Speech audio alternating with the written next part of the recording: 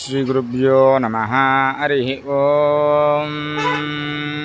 सर्वमङ्गलमाङ्गल्ये शिवे सर्वार्धसाधके शरण्ये त्र्यम्बके देवी नारायणि नमोऽस्तुते। ఆశ్వీజమాస శరన్నవరాత్రి మహోత్సవాల్ని అత్యంత శోభాయమానంగా జగన్మాత యొక్క అనుగ్రహాన్ని భక్తులందరూ కూడా చక్కని అనుగ్రహాన్ని పొందాలని కోరుకుంటూ మన విజయవాడ నగరంలో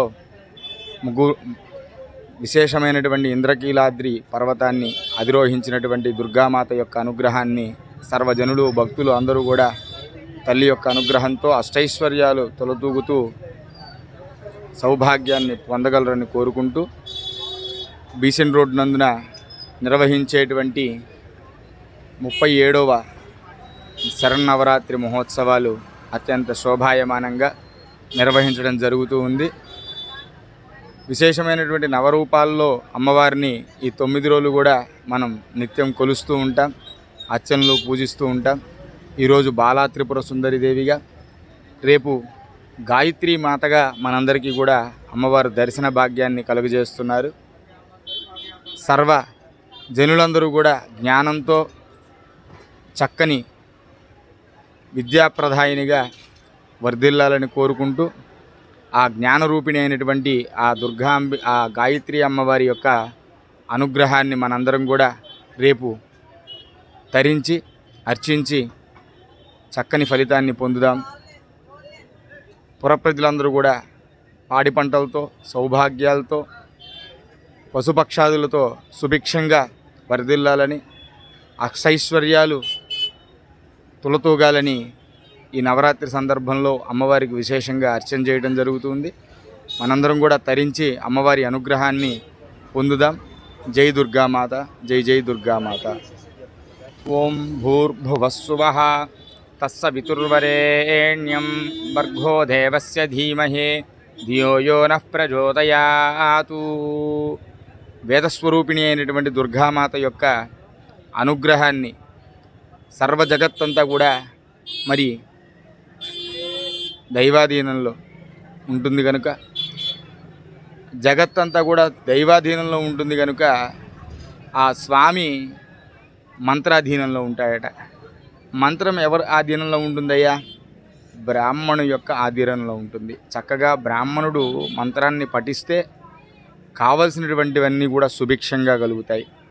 కనుక చక్కగా బ్రాహ్మణుల్ని పూజించడం, గోవుల్ని సంరక్షించుకోవడం, దుర్గాదేవి వేదస్వరూపిణి కనుక విశేషమైనటువంటి మాతని మనం ఆరాధించడం, ఏదైతే మనకి సద్బుద్ధి జ్ఞానాదులు కలగాలన్నా చక్కని గాయత్రి అనుగ్రహం కలగాలన్నమాట. గాయత్రీదేవిని ఆరాధించడం ద్వారా అపారమైనటువంటి జ్ఞానాన్ని పొందుతాం, విద్యాబుద్ధులు పొందుతాం, సంపూర్ణమైనటువంటి కటాక్షాన్ని మనందరం కూడా పొందుతాం. అటువంటి వేదస్వరూపిణి అయినటువంటి నిత్యం బ్రాహ్మణులు ఆరాధించేటువంటి త్రికాల సంధ్యావందనంలో గాయత్రీదేవి ప్రధానమైనటువంటిది కనుక అటువంటి ప్రధానమైనటువంటి గాయత్రి రూపాన్ని మనం రేపు అర్చించుకోబోతున్నాం. భక్తులందరూ కూడా చక్కగా తమ శక్తి అనుసారంగా గాయత్రీ మాతను స్తోత్ర పఠనాలతో, విశేషమైనటువంటి ఉపచారాలతో లేదా నామస్మరణతో అయినా కానీ చక్కగా ఈ 9 రోజులు జగన్మాతను ప్రార్థిస్తూ విశేషమైనటువంటి అమ్మవారి ఫలాన్ని మీరందరూ కూడా పొందాలని ఆకాంక్షిస్తూ జగన్మాత్రే నమః. ఈ సంవత్సరం చాలా విశేషదాయకమైనటువంటిది. మరి తిథులు ప్రాధాన్యత కలగటం వల్ల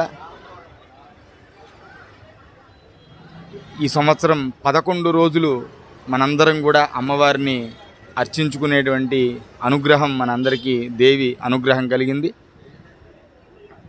ఈ విశేషమైనటువంటి తిథులు పెరగడం ద్వారా సమృద్ధిగా ఎక్కువ దినాలు నిండుగా ఉండటం ద్వారా ఆ తిథి ప్రాధాన్యత ద్వారా మనందరం కూడా అమ్మవారిని ఈ రోజున 11 రోజులు విశేషమైనటువంటి కాత్యాయని దేవిగా, చండీమాతగా మనందరం కూడా అర్చించుకొని ఈ సంవత్సరం తరించేటువంటి మహద్భాగ్యం కలిగింది. అదేవిధంగా అందరూ కూడా ఆ ఉభయ నవదేవి ఆ నవమూర్తుల్ని ఆరాధనలో ఎటువంటి లోపం లేకుండా శక్త్యానుసారంగా భక్త్యానుసారంగా యథోక్తంగా చక్కగా మీ శక్తి కొలది అమ్మవారిని చక్కగా తోయం పుష్పం ఫలం ఏదైతే మీకు అందుబాటులో ఉంటుందో వాటితో భక్తి శ్రద్ధలతో అమ్మని కొలిచి అనుగ్రహాన్ని పొందుతారని మనస్ఫూర్తిగా కోరుకుంటున్నాను. శ్రీమాత్రే నమః.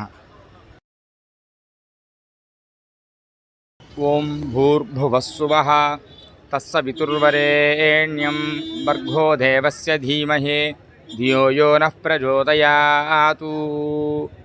వేదస్వరూపిణి అయినటువంటి దుర్గామాత యొక్క అనుగ్రహాన్ని సర్వ జగత్తంతా కూడా మరి దైవాధీనంలో ఉంటుంది కనుక జగత్తంతా కూడా దైవాధీనంలో ఉంటుంది కనుక ఆ స్వామి మంత్రాధీనంలో ఉంటాడట. మంత్రం ఎవరు ఆధీనంలో ఉంటుందయ్యా?